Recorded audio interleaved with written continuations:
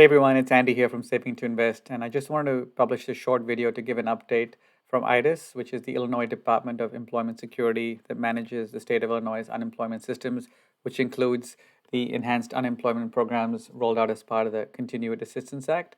I've been getting a lot of comments and questions across my different social media channels and website, savingtoinvest.com. And I just want to give a quick update to where things are at. They have not been very good about being transparent around some of these extended 11 weeks for these new federal programs. So I just wanted to give a quick update here from their site, and I thought I'd just highlight a few items that have created some confusion with my viewers and readers. So obviously the bigger program was the $300 unemployment FPUC. This has been implemented as in most states. It's available if you have an active claim, and that's the critical point. A lot of people, unless you have an active PUA or PEUC claim, which is not the case for those who've run out of benefits or have exhausted their existing benefits under the CARES Act and were unable to get the extra 11 weeks, they won't be getting the $300 payment. This has to all be, you have to earn at least $1 of regular or federal unemployment to get the $300. So that was one question people were getting. That's why you're not seeing the $300. You need to be getting one of these other programs as well. This program is available now. As soon as you're able to certify for the other programs, you will get retroactively paid to the week ending January 2nd. It is for 11 weeks. It goes till March 13th. There is no phase out period for this $300 unemployment. It actually ends March 13th, unlike PUA and PEUC, which do have a phase out period till April 10th for those with existing weeks left. So the biggest program, PUA, which is for those people who don't qualify for regular unemployment, freelancers, gig workers, those kind of people.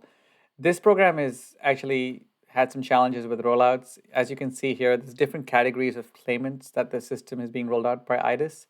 So those who had existing weeks prior to the December 26th, and this date, December 26th, is important because that's when the original 39 weeks under CARES Act ended. So that's the expiry of that program, and the new program, which was funded under the Continued Assistance Act. You may hear that word, or the COVID relief bill, same thing.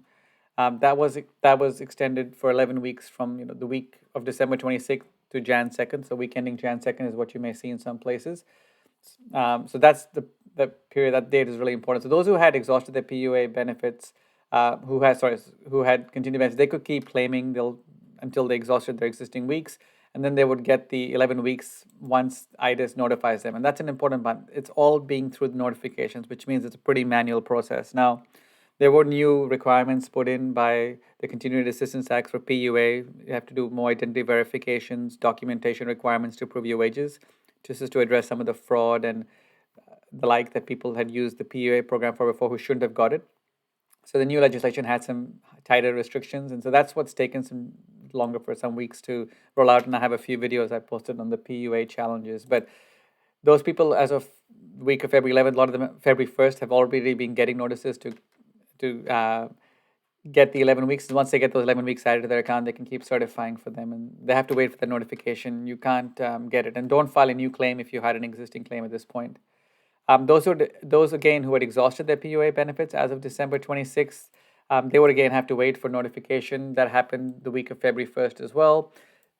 They may be required to provide more documentation, which means it delays their payment. But both of them should not be seeing, if you're in either of these two groups, you should be seeing an update from IDES on your claim. If you're not, you probably need to contact them so you can figure out what to do next. Or if you haven't, just wait. You should get it's. I know it's taking some time. There's a lot of claimants. New claimants, unfortunately, have to wait until the system updates are happening. So they're doing it in those categories of those who had claims or those who had exhausted their existing claims and were looking to reactivate. But those with new claimants after December 27th just have to wait. The system hasn't been updated, and you can only backdate to December 6th if you were unemployed in that period as well.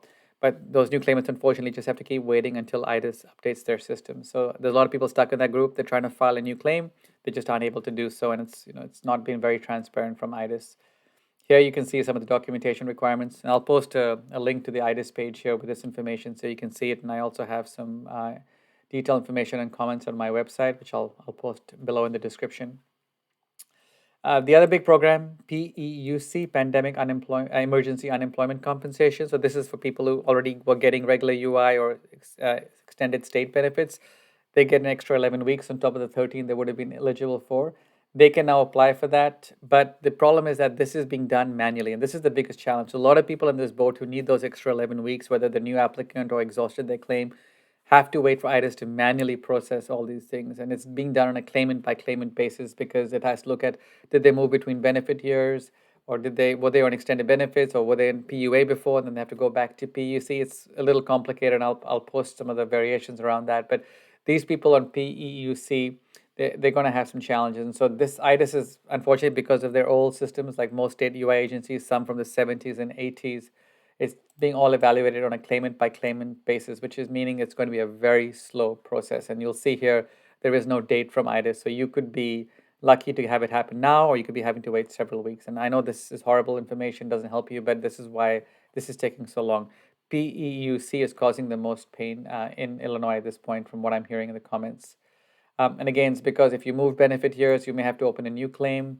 And you have to wait for IDES to notify you, because they may be able to reactivate, or they may be asking you to open a new claim. Based on what other states are doing, they're asking people to open up a new claim if you have had a lapse in benefits, or you've changed benefit years. There's also some rules around extended benefits, which you should be available here. And I'll just read it out here. Illinois remains triggered onto the standard 13 weeks of extended state benefits. So these are the benefits because of the high unemployment rate in the state. So if you've used up your 26 weeks, you get this 13 weeks of EB. And then you're going to get 13 more weeks of PUC, and then you get the additional 11 weeks established under the new Continued Assistance Act. Again, so those who have received more than 13 weeks will transition to the 11 weeks of PUC. But again, that's going to slow things down, and it just takes a long process. The last program that was really truly part of the Continued Assistance Act is a mixed earning unemployment compensation. That's the $100 extra on top of the PUA for certain self-employed people. And again, I have a whole article on that, which I'll post below. But that won't be coming at least until May, given that everything else is so late. And this is probably not going to affect as many people. But that's the latest update on all the programs. I know it's frustrating for a lot of my readers and viewers that Illinois is struggling to make payments. It is one of the worst states. New Jersey, Virginia are the states that have had challenges, and I've posted videos. If you feel bad, Wisconsin is also not paying until April, in some cases May, for the MEUC. So it's just a challenge across many states. Hang in there, be patient. I'll keep posting updates, and hopefully that'll give you some useful information. Thank you.